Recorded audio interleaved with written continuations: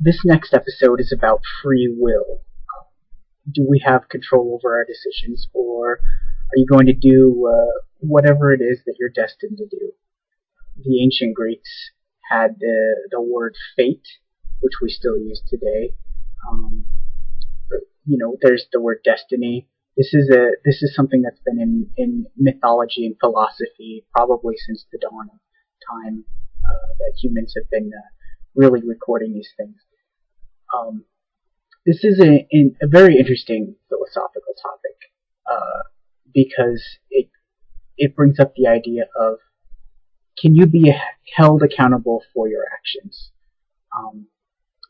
If you assume that humans have free will, then it also goes to assume that they should be held accountable for their actions. So if you think that people can make their own choices, then they should be held responsible for the choices that they've made, be them good or bad or whatever. Now, if you assume that people don't have free will, if we are predestined to do something regardless of whether or not we want to, should we be held accountable for our actions? And of course not. We shouldn't be held accountable for the actions of something that we have no control over. That makes perfect sense to me. I think that it's unfair to be judged on something that we don't have control over. So,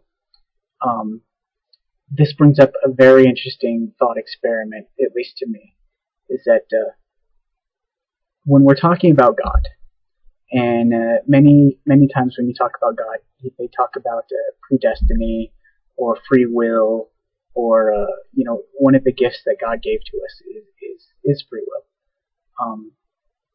But if we go back to our definition of God, the one that I talked about in the previous episode, one of the prerequisites for God is that He has to be all-knowing.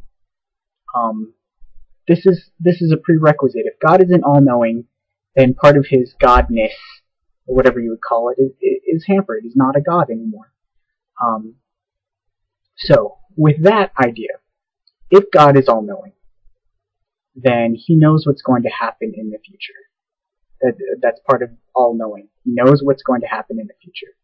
If He knows what's going to happen in the future, then that means that we are predestined to follow a specific path. We are predestined to do something in our lives.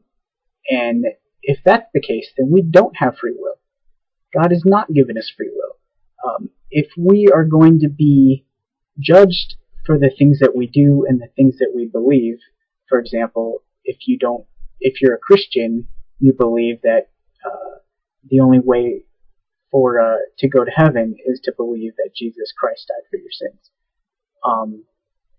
which is fine. But if you choose not to believe that and you have free will, then you will be judged for it. But if you don't have free will and you don't believe in it, then you should not be judged and you should not go to hell because you don't believe. And this also, if you go to the opposite of the spectrum, if we have free will and we can make decisions in our lives, which I believe that I make decisions and that I'm not predetermined to do something. But if we have free will and we make decisions, then God cannot possibly know the future, because if we have true free will, then He has no idea what choice we are going to make. And if that's the case, then we can be held accountable. Unfortunately, that means that God doesn't know the future, and God is not all-knowing and all-powerful. So either God is all-knowing and all-powerful, and we don't have free will, or God is not all-knowing and all-powerful, and we do have free will. Either case, we shouldn't go to hell for that. One, either because God is not a God, or two, because we should not be held accountable for things that we have no control over.